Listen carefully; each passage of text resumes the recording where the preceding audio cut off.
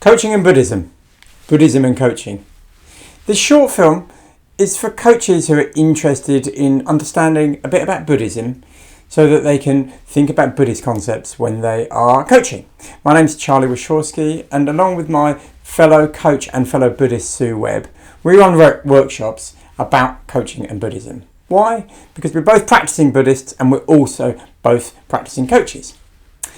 This introductory video is a way of helping explain the background and some of the context about Buddhism, so that when we do our workshops together, we don't have to spend a lot of time giving you all of the backstory. I'm not a Buddhist scholar, what is sometimes called a Buddhologist. I'm merely a practitioner of one school of Buddhism who wants to share some information. So this is not the full history. This is just some selected highlights and extracts to help have a bit of context and a bit of understanding. There are some slides to accompany this video, so please feel free to look at them either at the same time or afterwards. What we're going to be talking about today are a few things. Firstly, a background, an understanding about where Buddhism came from and some of the basic aspects of Buddhist practice. Some stuff we know about Buddhism in the West, what we may call stereotypes. And then we're going to look at the Buddhist school that I follow, which is a Japanese school called Nichiren Buddhism. And then finally, we're going to push into understanding a little bit about Buddhism and linking it with coaching. So let's start with the origins of Buddhism. Buddhism is the fourth biggest religion after Christianity, Islam and Hinduism. It's about 2,500 years old. And it was founded by one man, by one person, called Shakyamuni. Sometimes known as Siddhartha, sometimes known as Gautama. He was a prince of a tribe called the Shakya tribes in North India. And as a prince, he lived a relatively sheltered, relatively cloistered life. His father wanted to protect him, keep him away from all of the dangers of life.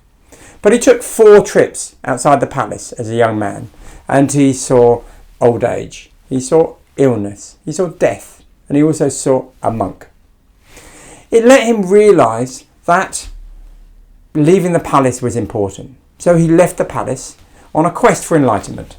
He spent many years, as people in India did at that time, being what's known as an ascetic, giving up worldly goods, fasting to almost the point of exhaustion. But he found that that didn't give him any enlightenment. So he then started meditating. He then started turning inside into his mind and reflecting deeply. And it was in one of these long periods of meditation that he had what is known as his enlightenment. He had some real clarity on what the true nature of life was all about.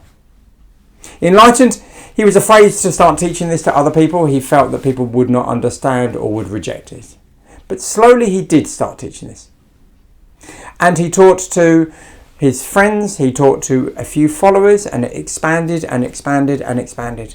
And by the time he died, 40 years later, a practitioner community was set up, both in the monasteries but also in the lay community, everyday people. So his teachings have come down to us in many forms. The key ones, the ones where it all started from, the first one is known as the 4 Noble Truths. The truth of suffering, the truth that being alive is an inevitable cause of suffering. Because we're born, we're going to die. And there will be stages in our life that would mean that we are going to inevitably have suffering, as well as joy, of course. The cause of suffering, of course, it originates in our birth. The end of suffering, the truth of the end of suffering, is about attachment. It's about letting go of the worry and the fear and the anxiety around this suffering. And then the 4th truth is the path. The path leading to the end of suffering. And Shakyamuni's great enlightenment was to understand that we could find a path. That in our lives as human beings, we could find a way to end our suffering. Obviously, we can't end the fact we'll all die, but we can end the suffering around it. And this was translated in something called the Eightfold Path. Some of you may have seen it, often demonstrated as a wheel. The Eightfold Path is a way of living. right view, right intention, right speech, right action, right livelihood, right effort, right concentration, and right mindfulness. Easier said than done, but important. And important for us to be able to see that we can set the bar really high and live a life in an ideal way. So the Four Noble Truths and the Eightfold Path have been very much the foundation of all Buddhist practice. And these were recorded and encapsulated in what's known as sutras, holy books. So what happened to Buddhism? The first 1,000 years after Shakyamuni's death. Firstly, for about 500 years, it was spread as an oral tradition. Nothing was written, but it was spoken. That laws were established, what was known as Buddhist councils, started to work out how to respond to that Eightfold Path. What were the correct way of living? And then the spread started, particularly by one king known as King Ashoka. His work, when he was ruling, spread Buddhism throughout all of India. And then the following 500 years, it started to move eastward, out of India, east towards East Asia. It also started a second school of Buddhism, known as Mahayana Buddhism, which is more about practicing in everyday life and less about being in the monasteries. The written tradition commences when Shakyamuni's thoughts and thoughts of other people turned into a whole number of holy books, sutras. And what was really well and solidly established was you had these two communities. You had the monastery community, the people who went and devoted their whole life to Buddhism and lived in the monasteries, monks and nuns. But then you also had the lay community, everyday people, farmers, people in their villages, people in their houses, practicing Buddhism. So that was the first 1,000 years. And we have these two schools. You may have heard this language. We have these two schools. The Theravada school, which is mostly, but not completely, monastic. And the Mahayana school, which is mostly, but not completely, lay practitioners. Think Catholicism, Protestantism. Same core, but perhaps slightly different articulation of some of the beliefs. So Buddhism expanded. It expanded from India and Sri Lanka over to the east, towards Burma, Thailand, China, Japan, Korea. And with each bit of expansion, there was a slight change in practice, and there was a slight change of approach and technique. And then about the end of the 19th century and the 20th, it started expanding westward. It started coming to Europe and the United States. And now, as we know, it's established as a major world religion in many, many, many countries. So for us in the West, what's different about Buddhism from the other mainstream religions? And I'm thinking particularly about Christianity, Islam, Judaism. Firstly, there is no deity. There is no God in Buddhism. Shakyamuni was a man. He may have been an enlightened man, but nevertheless he was still a man. And that gives us great hope, because the idea that if one man can learn and develop this practice, then we can all do that. Also, there is not always a preacher. Although we hear about the Zen master, don't we? Many aspects of Buddhism you can practice on your own. You can practice in a community of equals. Don't have to practice with the hierarchy of a preacher. Personally, that's really appealing for me. There's not always a temple. Although throughout the world there are many beautiful temples and stukas, actually we can practice wherever we stand.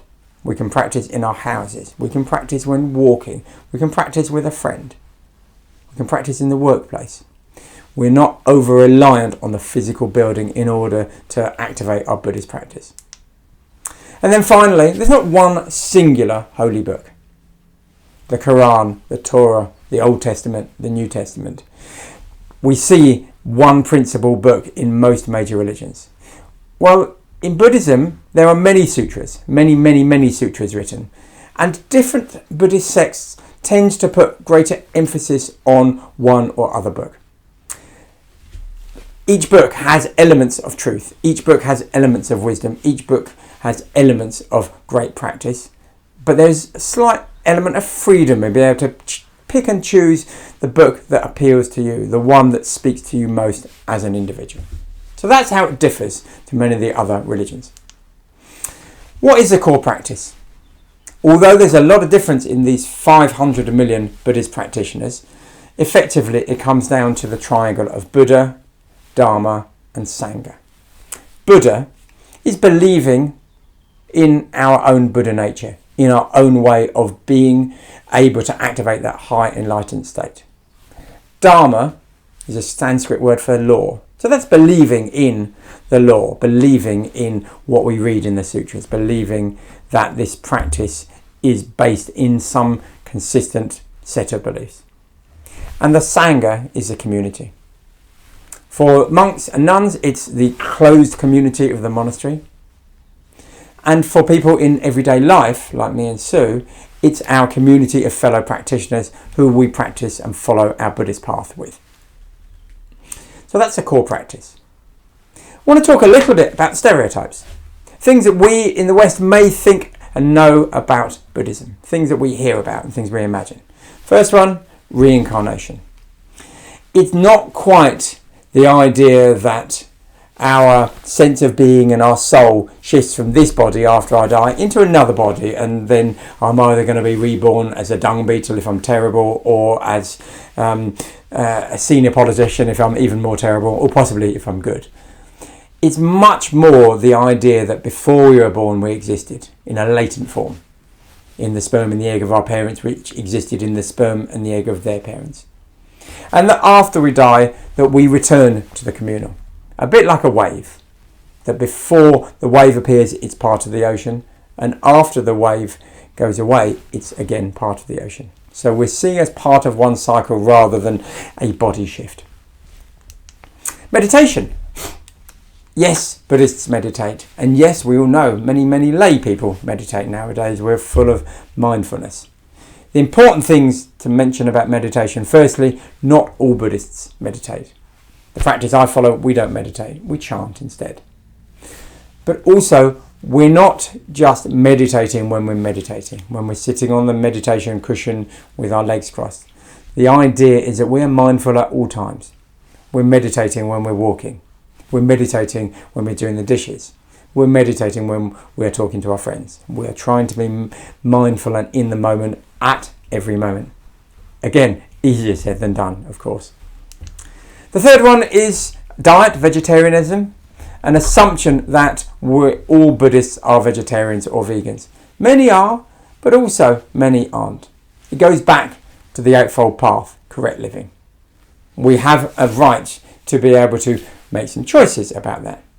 Many Buddhists I know have made that choice to not eat anything from animals and to follow a plant-based diet. But some places in the world, that doesn't happen so much. Sometimes it's difficult and sometimes it's personal choice. No judgment is really important in Buddhism, so we are not judging or superior or criticising people who don't follow a vegetarian diet. When I first started practicing, I wasn't. And the final one is karma. We hear this word karma. That's bad karma. That's terrible karma. Well, he deserved that because of his karma. It implies that karma is fixed. It implies that whatever we've done is going to mean that bad things or good things will happen to us. Well, the truth of the matter is karma is changeable. By our present actions, we can change any existing bad karma into good things in the future. Moment by moment, we have the opportunity to transform our lives. So karma is an opening and a sense of freedom rather than a closing and a sense of stuckness. Interestingly, the word karma is a Sanskrit word which can be translated as action. So karma is about taking action in our life. So there you are, few stereotypes. Let's move on and talk a bit about the Buddhist practice that Sue and I follow. It was in Japan that this practice started. By the time we reached the Middle Ages, the 13th century, Buddhism was really well established in Japan. But it was a bit strange. It was quite formal. It was quite closely tied to authority. There was this great belief that you had to go to see a priest if you wanted your wedding blessed, or you wanted your funeral rites, or you wanted your ancestors to be protected. And Buddhist monks would pray for rain, would pray to win a war, and these type of things. At that time, one young man came along, was born in 1222. He came to be known as Nichiren Daishonin. As a young man, he became a monk, and he was confused by how society was evolving, and he was also confused by the wealth of Buddhist books that were out there. So he spent the next 12 years reading everything he could possibly read to become wise, to understand actually what the sutras said.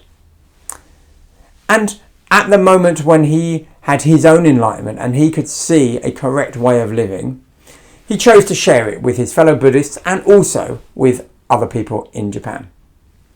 And his work meant that a great and strong Buddhist practice, which is now known as Nichiren Buddhism, evolved.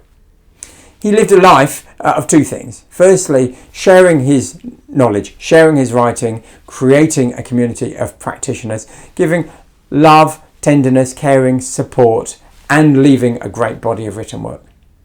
But he also suffered a great deal of persecution. From the Buddhist community, yes. From the authorities, yes. They tried to execute him a couple of times. They exiled him as well. So he didn't have an easy life. But nevertheless, he left a legacy. And his legacy goes on to this day. From Nichiren, he was the first priest of the Nichiren school. There has been a priest and a community all the way from 1222 all the way through to today. A lay community was founded in Japan in 1930, which now is known as the SGI, the Soka Gakkai International. And this community follows Nichiren's writings, and it mostly consists of people like me, people who live everyday lives in society but believe in the practices of Nichiren Buddhism. Started in Japan, it's mostly stayed in Japan. There's about 10 million practitioners in Japan and about 3 million in 190 plus countries in the world.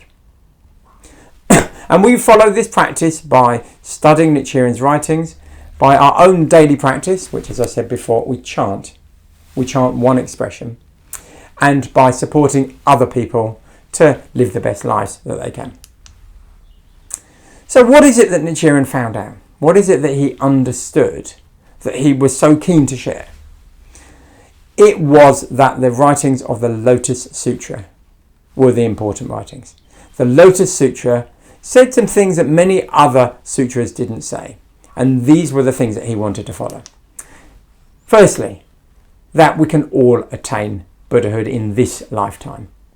We didn't have to wait till a future life. We didn't have to be reborn, as many other Buddhist practices at the time were saying. We could attain this high enlightened state, the same way Shakyamuni did, in this present lifetime, in this present bodily form. Next, all people could attain that. And you can imagine what it was like in medieval Japan, or indeed medieval anywhere. That women didn't get a chance, that low-born people didn't get a chance, that people with physical disabilities didn't get a chance, that children didn't get a chance. Well, his writings showed that anyone can equally activate their own Buddhahood. So it made it really, really modern and really egalitarian and really important. It's enlightenment for all. Next, although he was a great writer, and although he was a priest, actually he wasn't the intermediary. Every Buddhist practitioner was encouraged to have their own relationship with the writings of the Lotus Sutra and with their own Buddhahood. They weren't praying to anything else, and they weren't praying to or asking Nichiren to pray for them. And the big one was that karma can be changed in this lifetime. The idea that you can take your karma however it is and you're not stuck by it. The traditional idea that if you are low-born, it's because of karma from a past life and you can't change it until a future life, that went with Nichiren. You can change your karma today, right now, by the actions you take. So Nichiren's work gave a really strong range of core principles for living a great and powerful and ethical life. And it is one of the reasons why Sue and I have been attracted to this particular branch of Buddhism. So let's finish this off by talking about Buddhism and coaching. I hope over these last 20 minutes or so that you, if you're a coach, have started to see some of these very humanitarian principles that fit in Buddhism that are pretty well aligned very well with our coaching practice. So here are a couple of headlines. Firstly, both Buddhists and coaches look to believe in the limitless potential of ourselves and of other people. In schools, these last 10 or 15 years, we've been working really hard not to start labelling people with their potential, starting to let people see their potential can be expanded. We see Paralympians, people who in former times would have been written off, now exceeding their own and their family's expectations and achieving great things in the sporting field and in many, many other fields.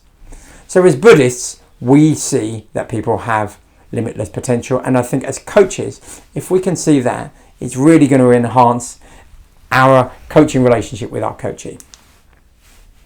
Next is the unconditional positive regard. Carl Rogers wrote that in the 50s, and Shakyamuni and Nichiren and other Buddhist writers have always written about the supreme respect we need to have for other people. We have to see all people in a positive light. We have to see that all people have the potential to be and to live a very good and a strong and a positive life. It doesn't mean that we accept bad behaviour. It doesn't mean that we don't challenge. It doesn't mean that we don't critique. But it does mean that we don't put people in boxes labelled evil, labelled cannot change. We have to have an expectation that all people can change.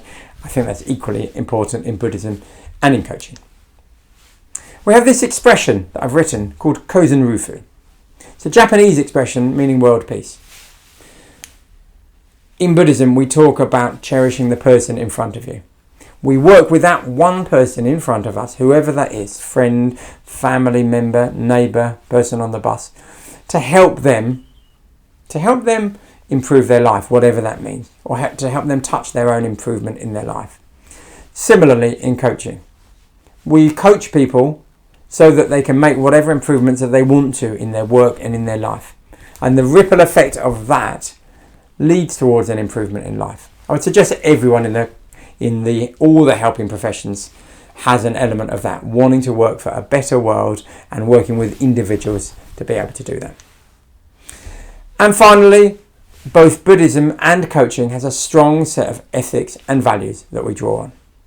The idea that we have a set of behaviours that we aren't going to negotiate, we aren't going to put down at the drop of a hat. I think that's important in both coaching and in Buddhism. Now, there are many other Buddhist principles that I want to share with you that are very, very useful as coaches. And when we work together, live, face-to-face, or in workshops, we can talk about some of those. They're ones that we can look at and see how we can apply them in the coaching principles. But for today, let's bring this to a close and reflect today perhaps on what you've learned. What was new for you that I've shared, and what did you already know that's maybe consolidated some thinking or perhaps challenged it a bit? Also, start thinking about your own coaching practice. Think about, from the little I've shared today, what do you think that Buddhist principles could do for you? How do you think Buddhist principles may be able to help you in your practice? Or indeed, how are they already helping you in your practice? The likelihood is that they are. And then come along with your thoughts, come along with your comments, come along with your questions, come along to our workshops. We'll be more than happy to really explore this in detail so that you can be in a position to be able to really understand and activate your own Buddhahood in daily life, but also in the coaching environment. Have a good day. Thank you for watching.